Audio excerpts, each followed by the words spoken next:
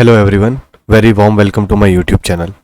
In today's discussion, we are going to discuss about photoelectric effect. So this photoelectric effect is the part of discussion on particle nature of electromagnetic radiation. So this experiment was performed by a famous scientist Heinrich Hertz in 1887 and further verified by Albert Einstein. So this was performed by Heinrich Hertz in 1887. So in this experiment, Henry Hertz did what? He placed a metal surface. He placed a metallic surface, and on this metallic surface, he strikes the beam of light. And before him, Max Planck said that the radiation or a beam of light, it travels in discrete quantities. So these individual boxes are known as quantum, and the entire thing is quanta. So the thing which we are studying is known as quantum physics. So this is the radiation in simple way. This is the radiation, but it is not like wave. They are not proving the wave character. They are proving the particle character. So if this beam of light in this experiment, electrons were ejected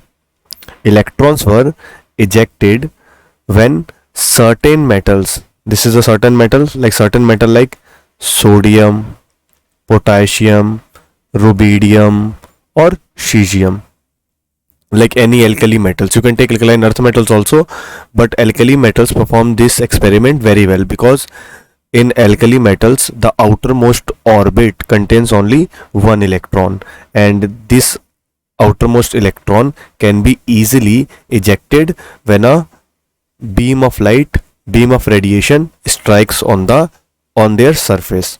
So you can take any metallic surface made up of sodium, potassium, rubidium or cesium. Okay, so when certain metals like these are exposed to beam of light, then the electrons which are present inside the metals, they come out from inside. Why?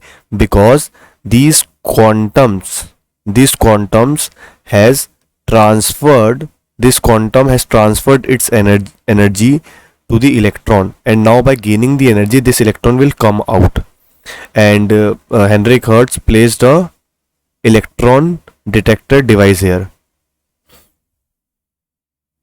to detect the electron. So this electron is coming out and it can be detected by this electron detector. This is electron detector.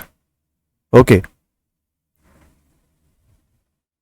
So Max Planck said that radiation travels in particle form or in discrete quantities, not in wave like character. And Heinrich Hertz proved his theory, and Albert Einstein further verified his theory. Okay, so this was his experiment. This was his working of the experiment. This is a metallic surface. This was the metallic surface. So there are few concepts which are related to this photoelectric effect. Let's understand these concepts. The first concept is that electrons are ejected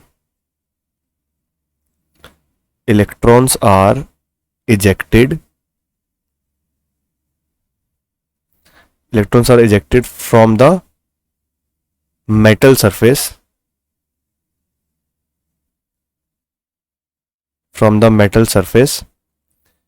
as soon as the beam of light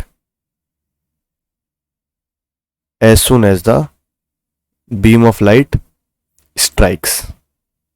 So there is no lag. When a beam of light is striking a metallic surface with sufficient energy, then the electron will be emitted immediately. There will be no lag. Okay, so there is no lag in the strike and the ejection of the electron. So this is the first concept or first thing which we have to understand. Okay, let's see the second thing. second concept or the second thing. So the second thing is that number of electrons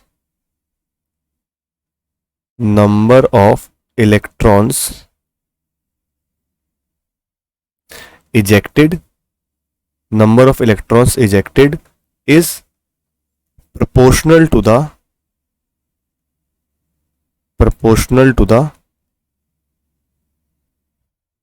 intensity of the light.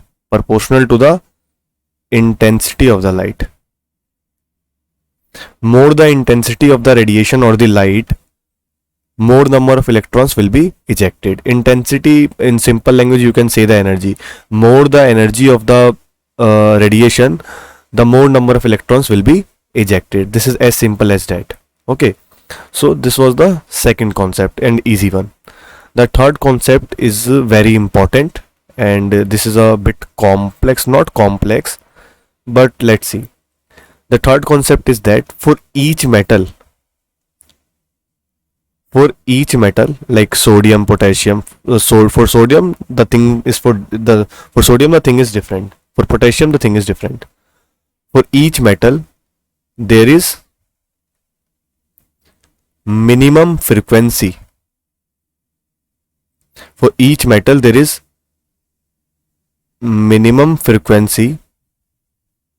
Minimum frequency nu naught,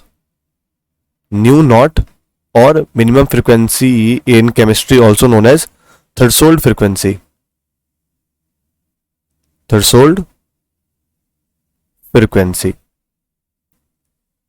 For each metal there is minimum frequency required.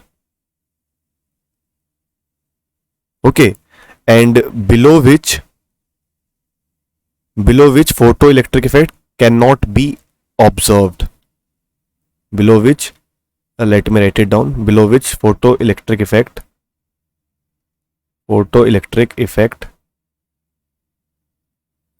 can't be observed. Okay, so this is threshold frequency. The main concept here is threshold frequency.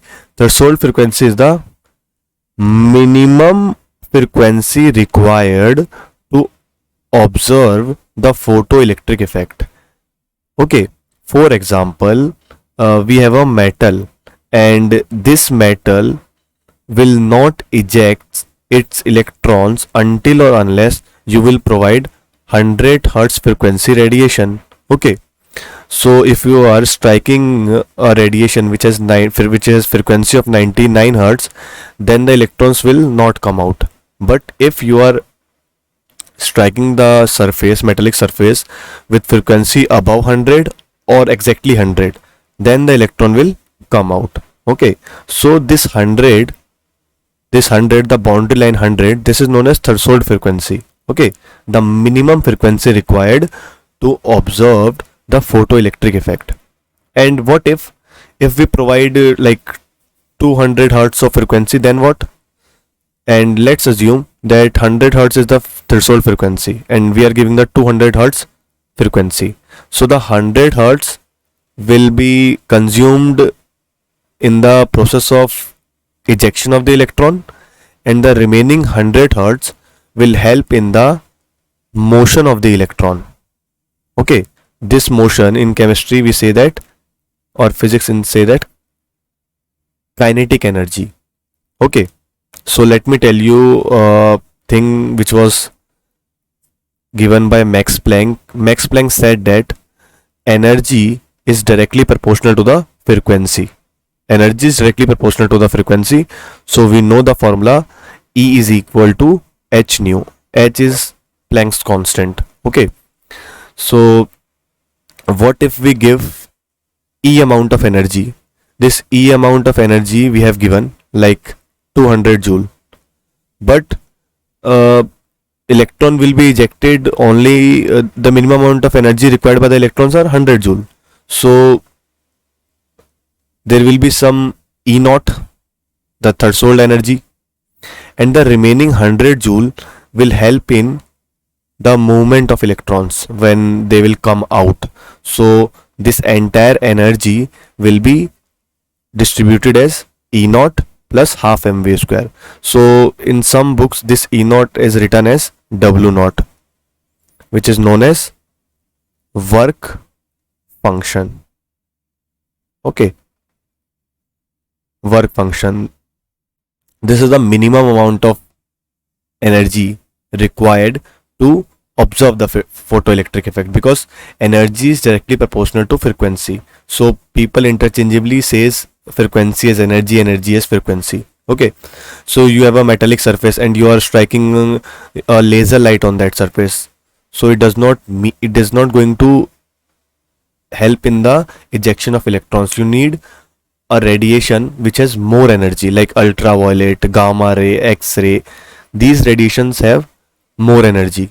Okay, so this entire thing is photoelectric effect, which I have told you. These are the three main important points which you need to remember. Okay, so in upcoming videos I am going to talk more about quantum physics, and if you enjoyed the video, then please like the video. Okay, and subscribe it also if you want, and hope to see you in the next video. Okay, bye.